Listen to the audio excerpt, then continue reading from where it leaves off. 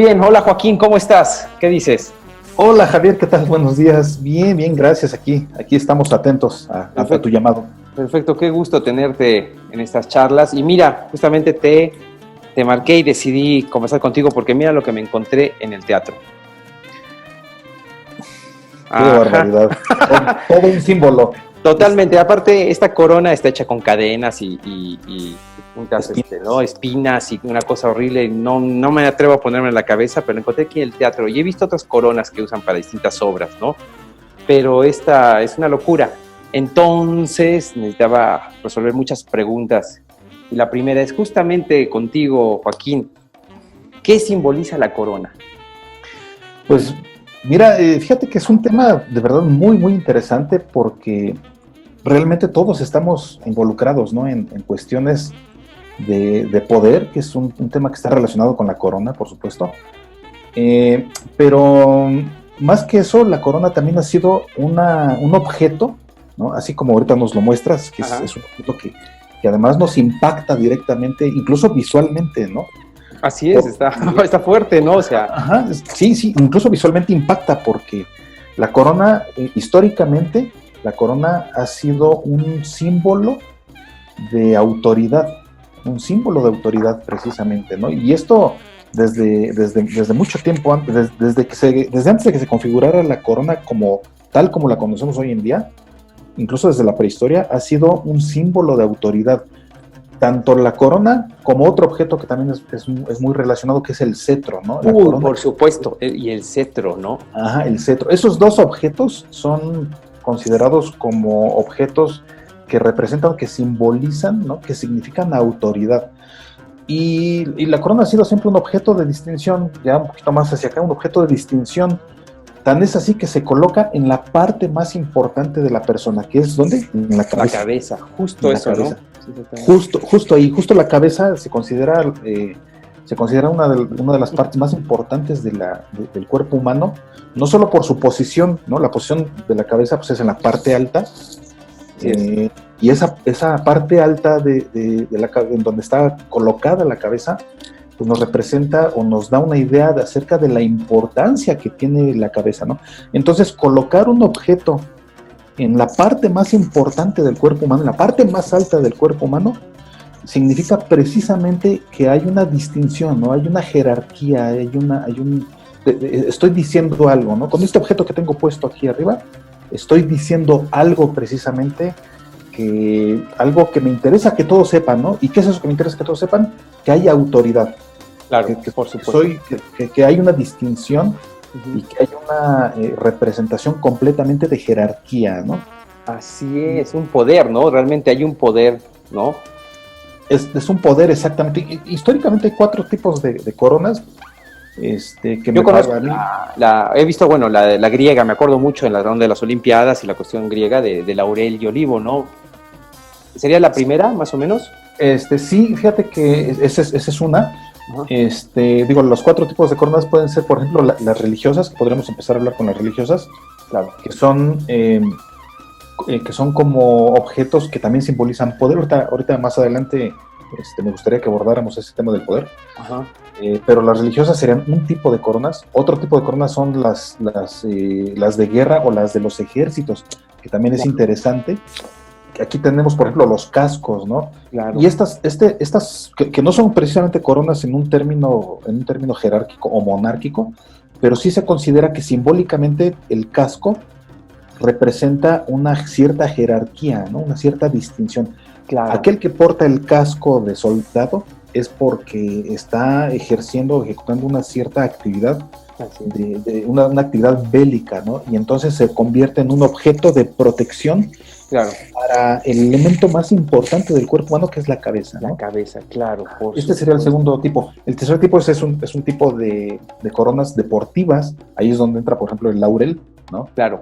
Que en la antigüedad pues, el laurel se utilizaba como un merecimiento para aquellos ganadores en las justas deportivas, ¿no?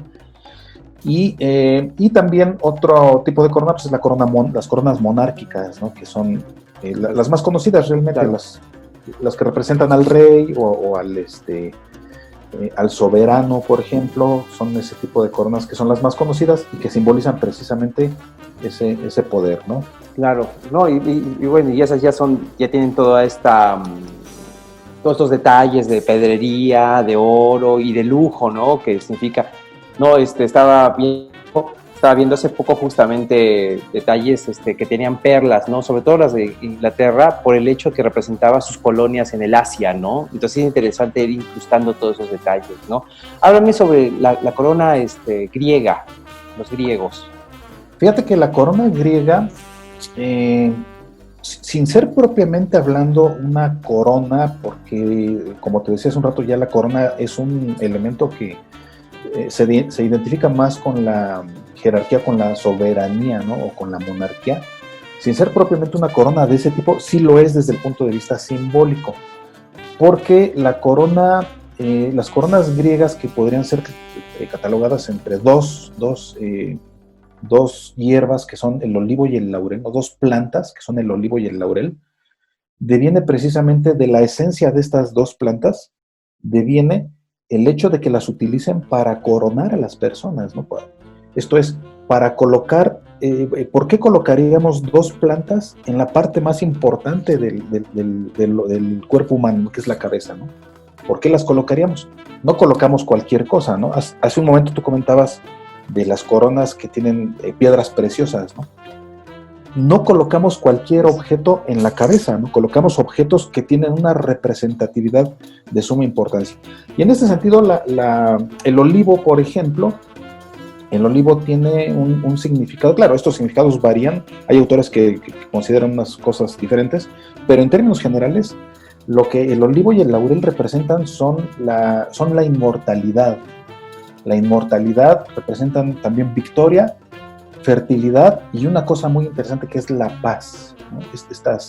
Estas plantas representan eso, ¿no? Entonces, la corona de olivo, por ejemplo, se utilizaba para colocarla a los vencedores en los Juegos Olímpicos en la antigua Grecia, ¿no? Claro. En la antigua Grecia. Entonces, ¿quién era el vencedor? Al vencedor, además de darle de todos los otros premios y las distinciones que socialmente se daban, además de eso, le colocaban en la parte más importante de su cuerpo, que es la cabeza, le colocaban precisamente una corona de olivo, ¿no? Con toda esta representatividad que tiene el olivo, ¿no? Claro. ¿Por qué? Porque el olivo pues, era considerado como un árbol mágico en la antigua Grecia y con este significado de inmortalidad, que es un significado por demás impactante precisamente en la filosofía griega, ¿no? Y, por ejemplo, aquí yo te podría mencionar que el tema del aceite de olivo, ¿no? Que es un tema también interesante, ¿no? El olivo arroja tiene una esencia, ¿no? No solamente se trata de la figura de la hoja. De la hoja como tal, claro. Como tal, sino que además el olivo tiene una esencia. Y esa esencia cuando se obtiene, que es precisamente el aceite, ¿no? El aceite de olivo. Claro. Es tan importante, esa esencia del olivo, ese aceite del olivo es tan importante que incluso se utiliza para ciertas ceremonias. Como bautismos, sí, exactamente. Como bautismos, por ejemplo, ceremonias religiosas, o se utiliza incluso para alumbrar los templos como combustible, ¿no? Claro, sí, no para cualquier aceite, exactamente. Ajá, no le ponemos así una gasolina o un alcohol, no le ponemos aceite de olivo. Claro, claro. Que representa el olivo, ¿no? Y otra... La famosa frase, ¿no? Los santos óleos, ¿no es cierto? Exacto. Los santos óleos. Exactamente. Ese es precisamente lo que estaba por comentarte. Fíjate que otro aspecto es precisamente el aspecto de que el aceite de olivo se utiliza para ungir. Claro, exactamente. Se utiliza para ungir. ¿Por qué se utiliza el aceite de olivo para ungir podemos ungir personas o podemos ungir objetos también, ¿no?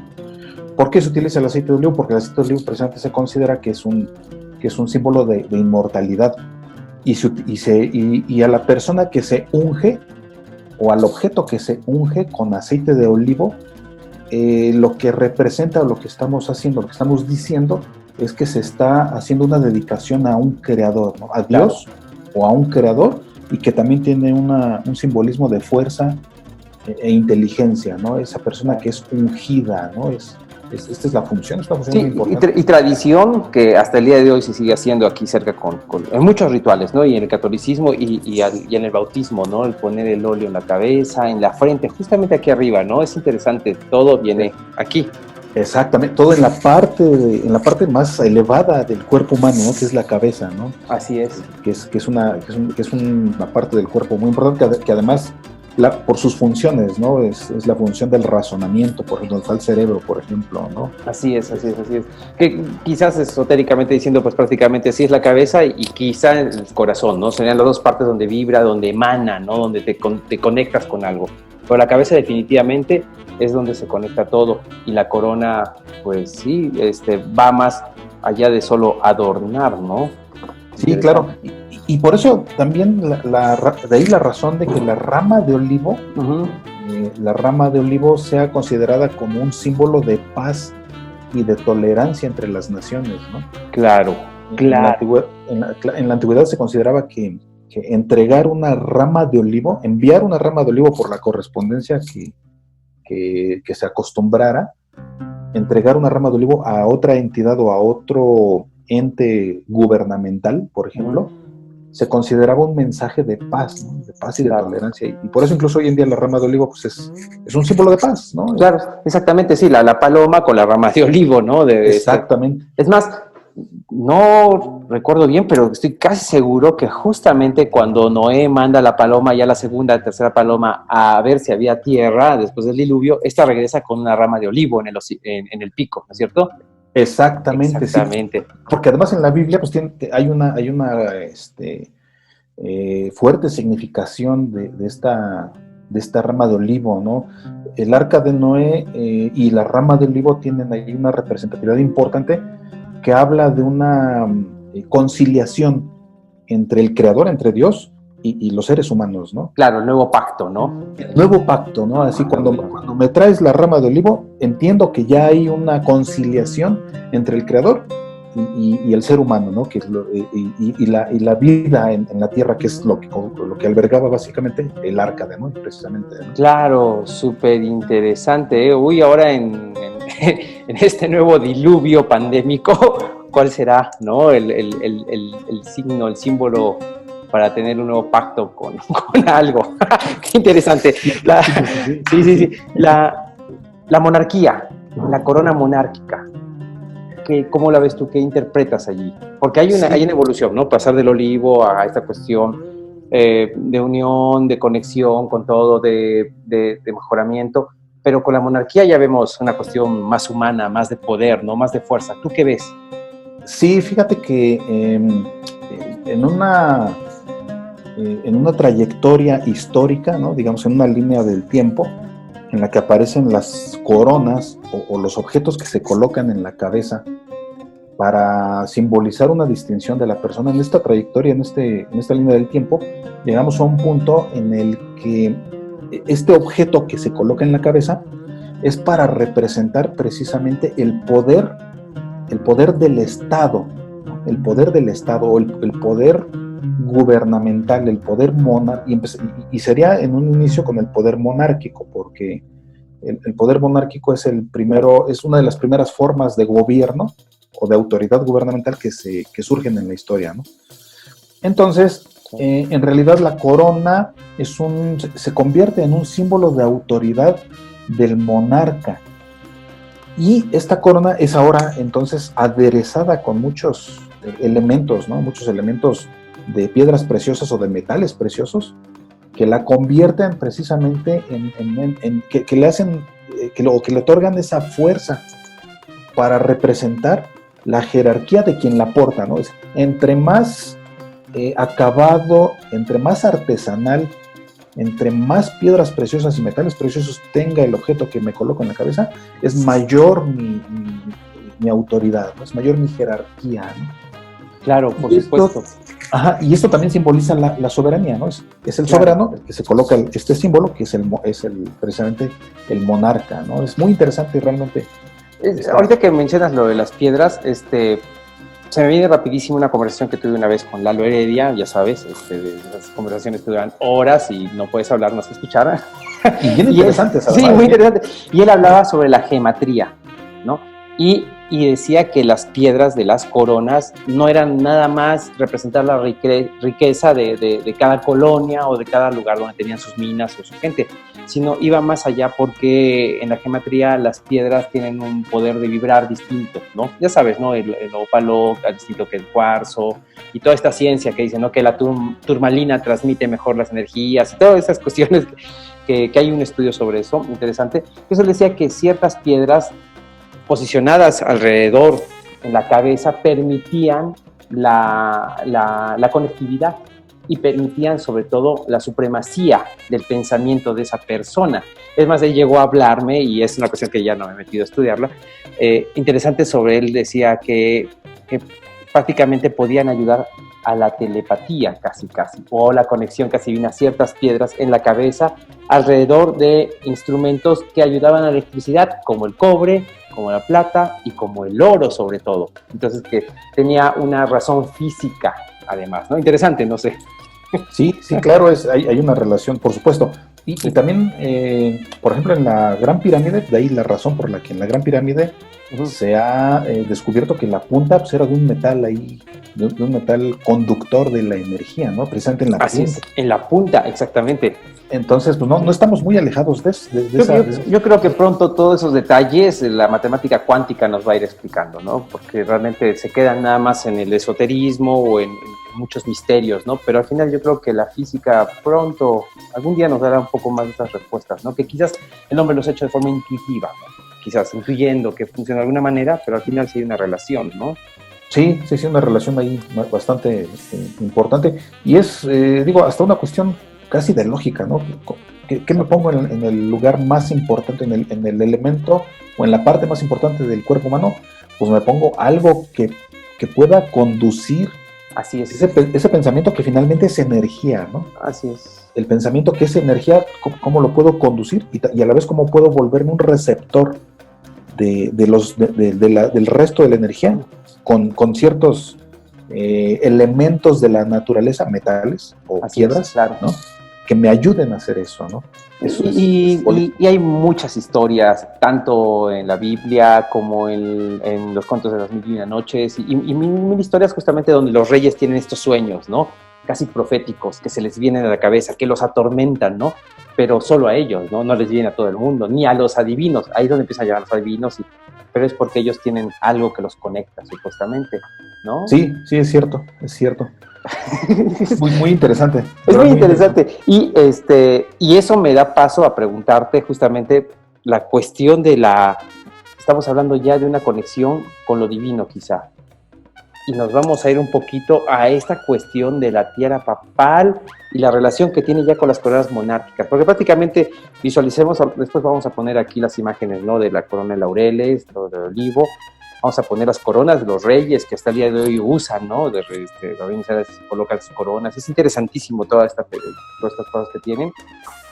Pero mutamos a esta cuestión pues religiosa, ¿no? Sí, fíjate que nuestro referente más importante, por supuesto, sigue siendo la Biblia, ¿no? Sí.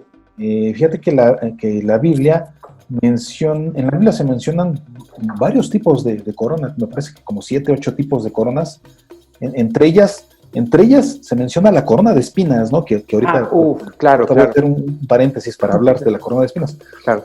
Pero haciendo un poquito a un lado la corona de espinas, en general la Biblia habla de las coronas y las menciona como un indumento para las personas distinguidas, ¿no?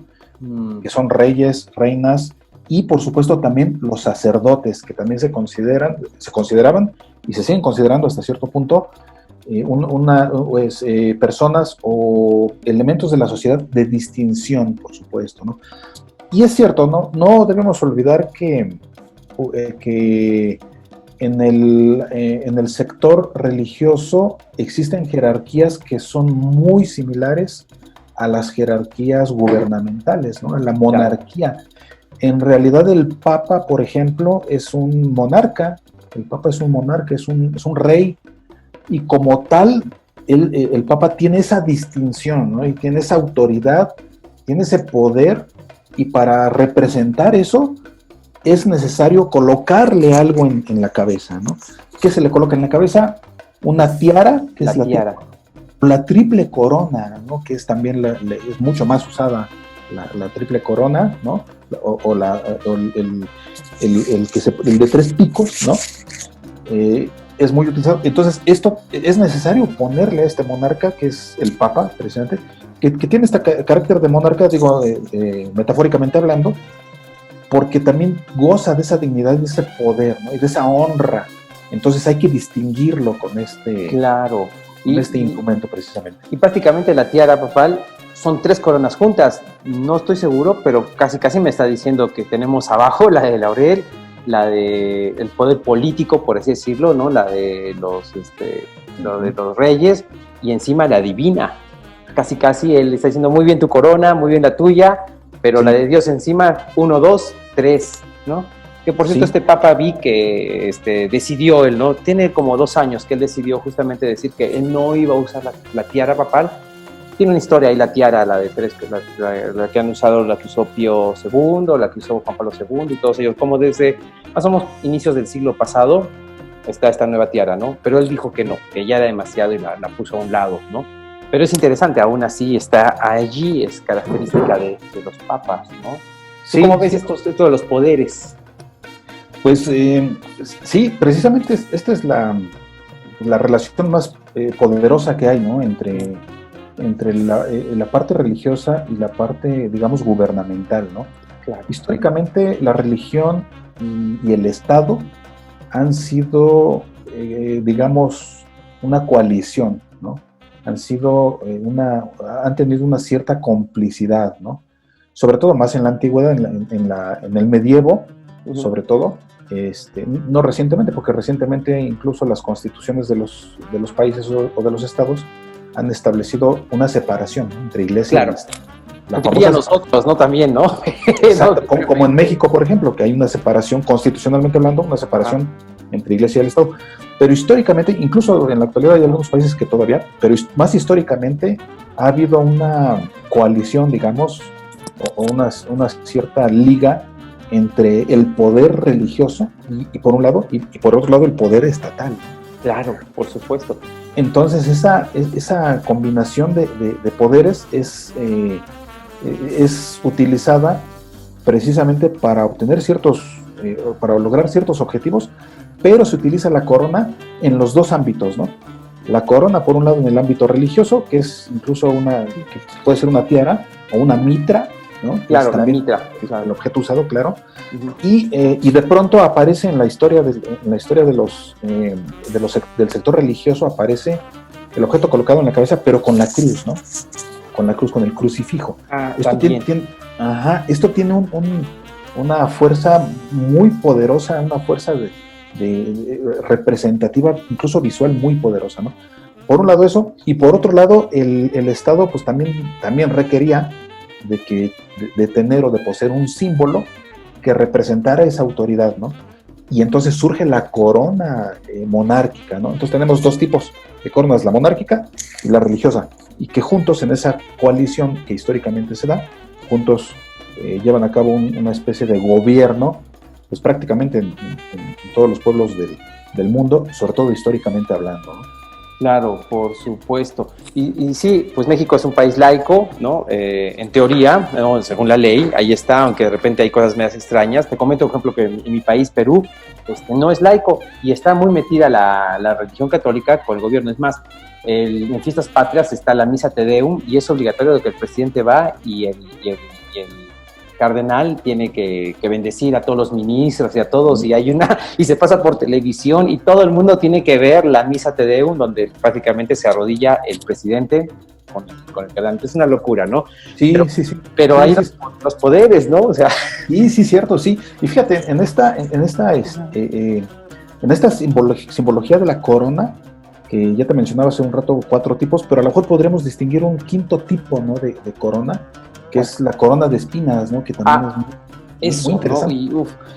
Bueno, y esta es como de espinas de alambre, pero no me imagino la que, pues, en teoría debe haber usado Jesús, ¿no?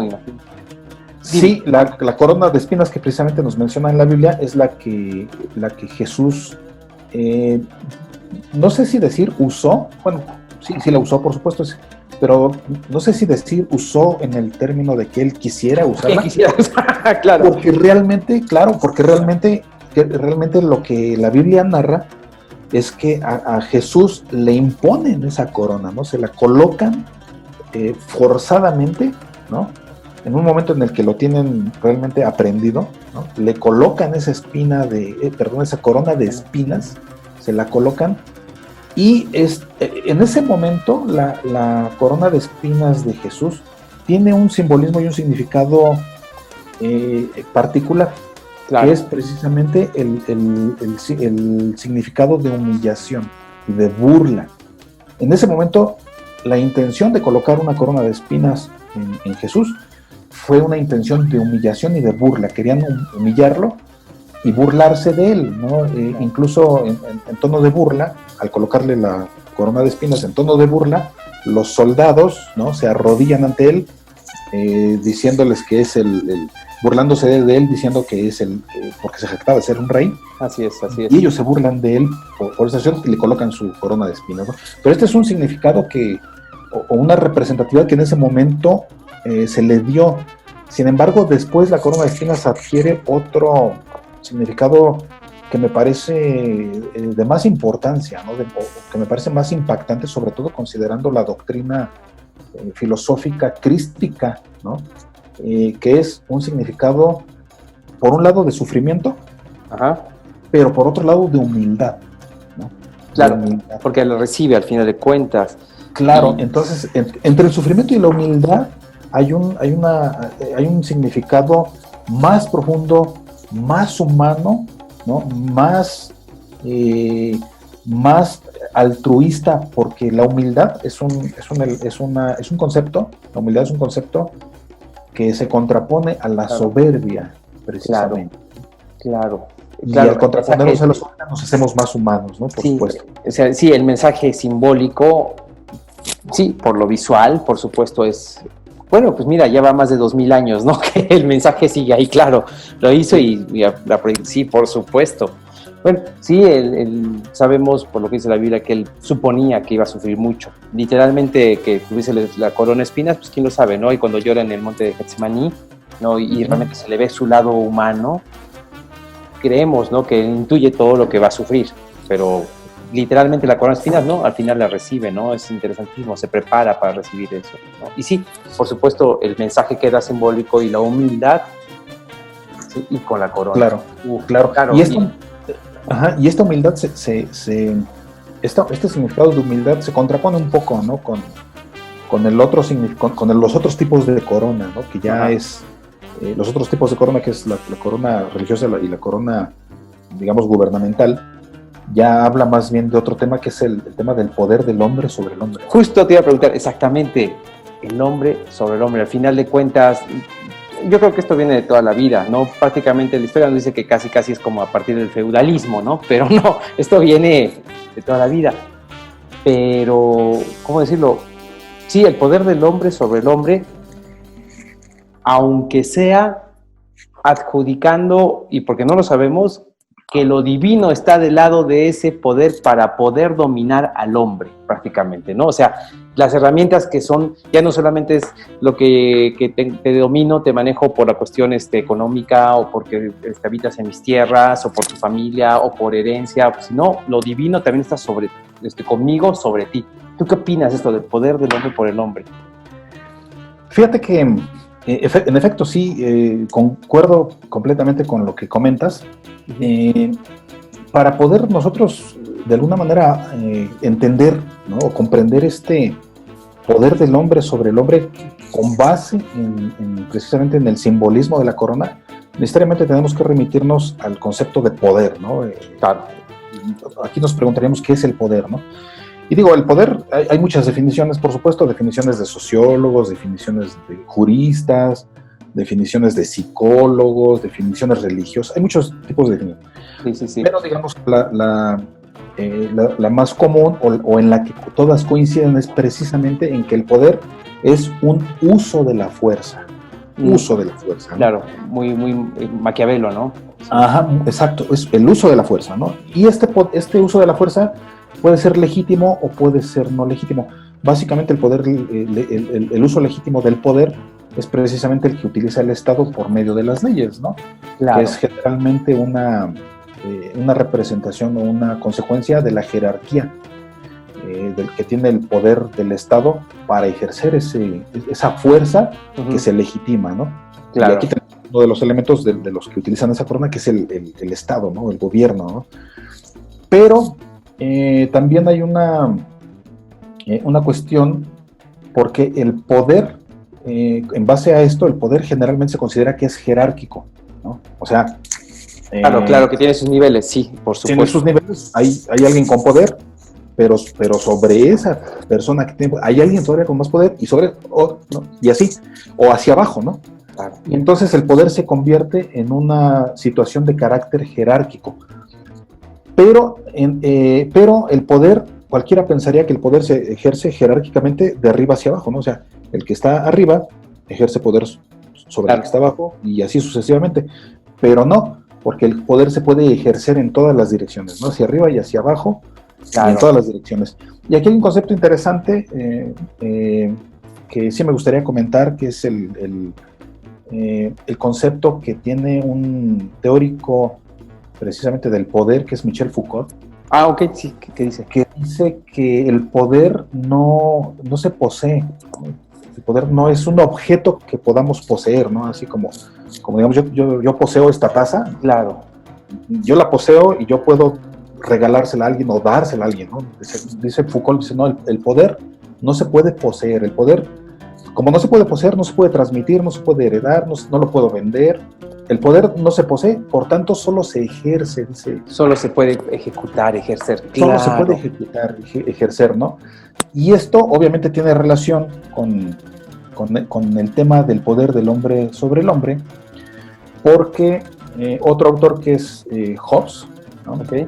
Que habló él acuñó su famosa frase en latín que dice homo homini lupus, ¿no? Que dice que el hombre es el lobo del hombre. Claro.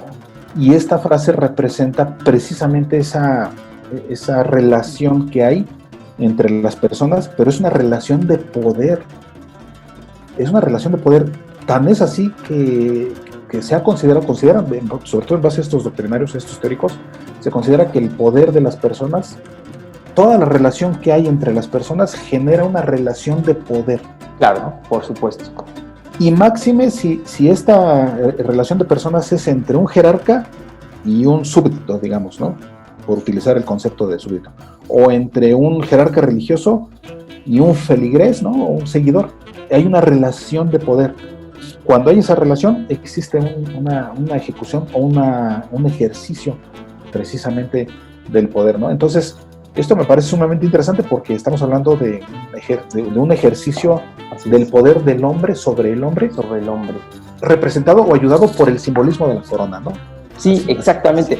Prácticamente, por lo que entiendo, es prácticamente, sí, el hombre echa mano de muchos recursos para poder siempre ejercer más poder sobre otras personas. Y casi, pues, la corona, lo divino, ya no solamente la cuestión de la ley, ¿no? Quiero entender, como te decía, la cuestión feudal, ¿no? Y la cuestión de los reyes y toda esa cuestión. Entonces era un poder político totalmente y representado con la corona, ¿no? El que tiene la corona es que era por sangre, por herencia, ¿no? O por batalla, había ganado y era el que dominaba y tenía las tierras. Pero de repente aparece esta cuestión, sí, pero a mí Dios me habló, ¿no? Dios me dijo que yo mando, ¿no? Y viene la cuestión religiosa y la tiara y vienen estas coronas, ¿no? ¡Wow! Pues sí, prácticamente, al final de cuentas, la meta última es dominar al hombre. Pero sí, ¿quién? El mismo hombre. Ajá, finalmente esa es la meta, ¿no? Pero quién sabe si Dios lo sepa, ¿no? ¿Quién sabe si Dios lo sepa? Pero sí es cierto, justamente como lo estás comentando, sí es cierto, ¿no? Foucault dice que el poder no se transmite porque no es un objeto, ¿no? No se puede poseer. Pero a lo mejor, así como lo estás tú comentando, a lo mejor la corona, que es símbolo de poder, al momento de transmitirla o al momento de heredarla en las monarquías hereditarias, por ejemplo, estamos heredando el poder, el poder. El sitio del poder, por supuesto. Pues la famosa sangre, ¿no? O sea, y ahí va te heredo el poder y va mi sangre y va toda esta cuestión y dices, ¿qué show? O sea, párale, ¿no? O sea, no.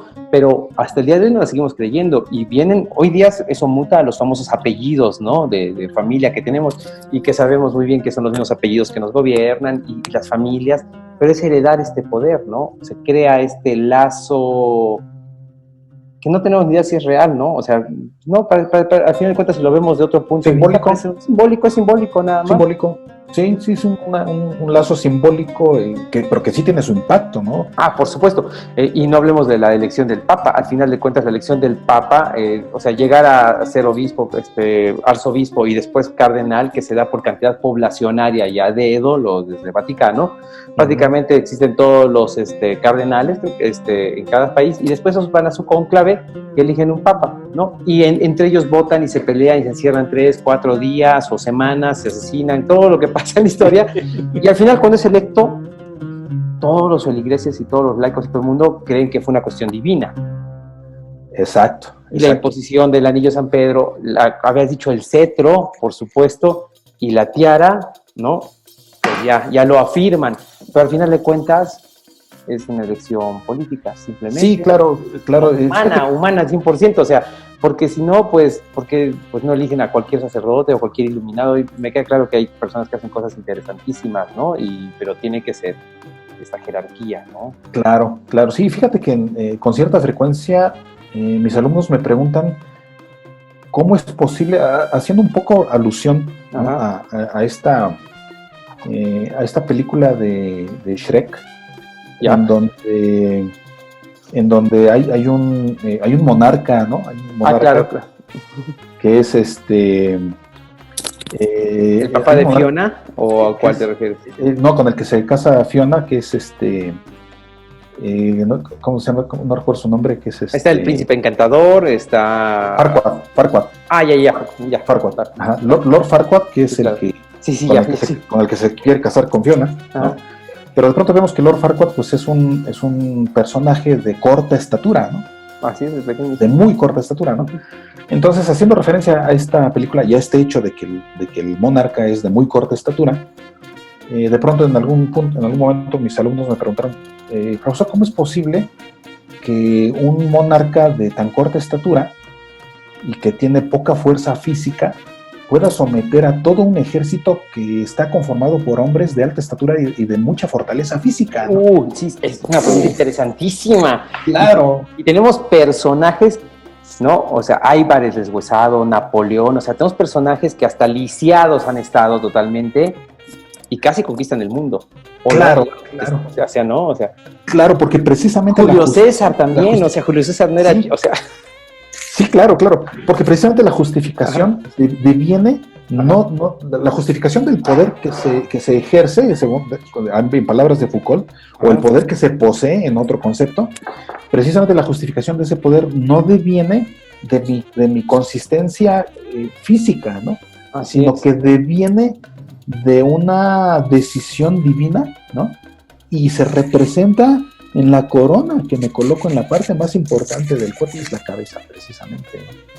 Esa es la justificación que encontramos y por la que vemos que efectivamente muchos monarcas o muchos gobernantes precisamente poseen ese poder justificado en ese sentido, ¿no? Desde ese punto de vista, ¿no? Muy interesante esa... Bueno, es que sí, cuando ya profundizamos en eso, y por supuesto ya es entrar a política, es entrar también a religión, es entrar a la sociología del hombre, muy, muy interesante, definitivamente. No sé. Qué barbaridad, muy bueno, muy interesante. Y sí, esta pregunta que me hicieron mis alumnos en aquel momento, fíjate que, pues, sí, de momento me puso a pensar, pero realmente es una situación que se da en ese sentido, ¿no? El poder, ¿de dónde surge? ¿Cuál es la justificación? ¿Por qué lo tengo? ¿Por qué lo poseo? Un poco contradiciendo a Foucault. ¿Y por qué lo ejerzo, no? Ya en congruencia con Foucault, ¿por qué lo ejerzo, no? ¿Por qué tú ejerces poder sobre mí, no? Quizás sea una cuestión, pues, de supervivencia que traemos desde que somos, pues, prehistóricos, no lo sé. Al final de cuentas, esa cuestión, ¿por qué siempre uno quiere estar encima del otro? ¿No? Pues no lo sé. Puede ser que venga desde ahí nuestros genes del hecho de querer, decía Camus, ¿no? El ser humano es un enfermo más en un gran hospital, el mundo es un hospital, pero siempre queremos el de la cama del otro enfermo, ¿no? Siempre queremos, entonces, siempre queremos lo que tiene, lo que uno, hay una canción de Verso y dice, ¿no? Uno quiere lo que no puede tener.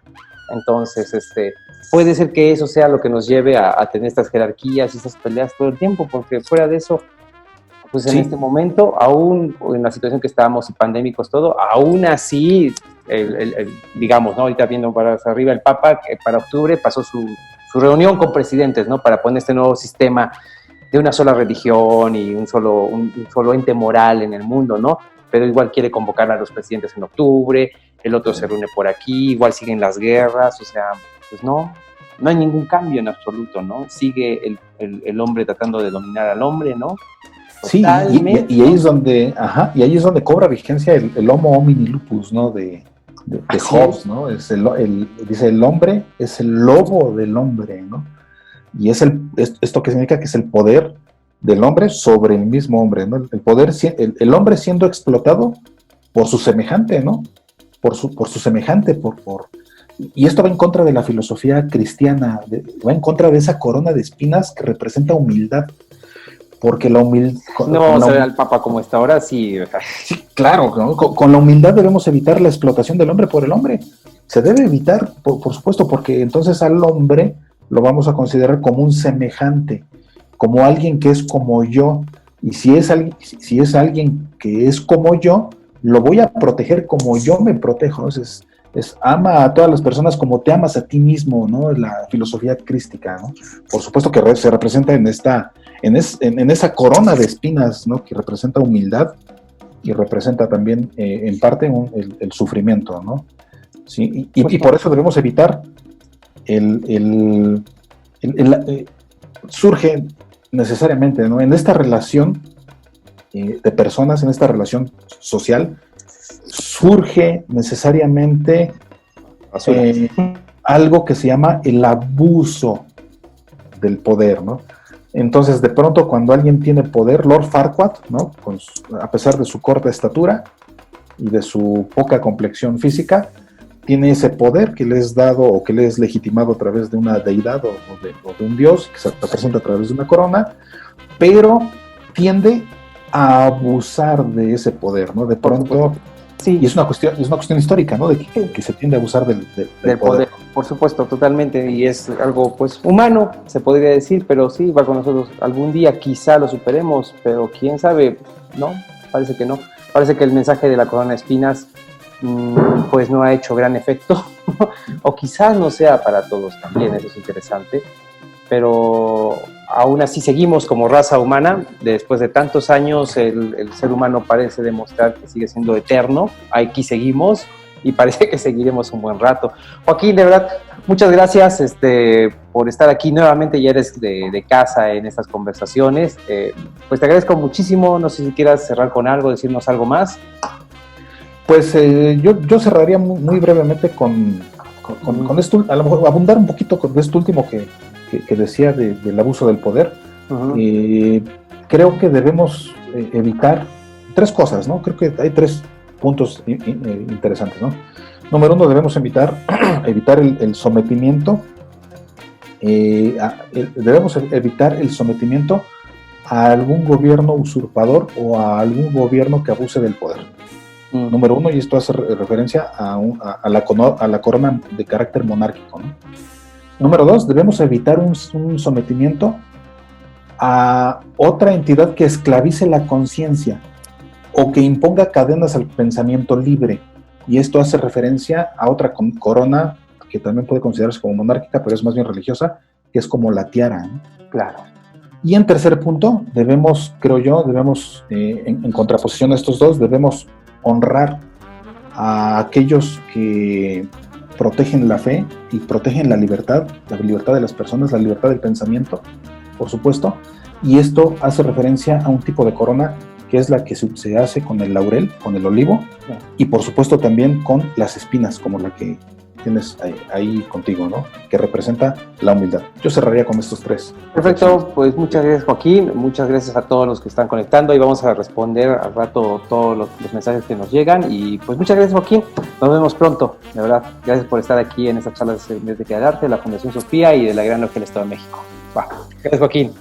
Gracias a ti, Javier, hasta luego, cuídate.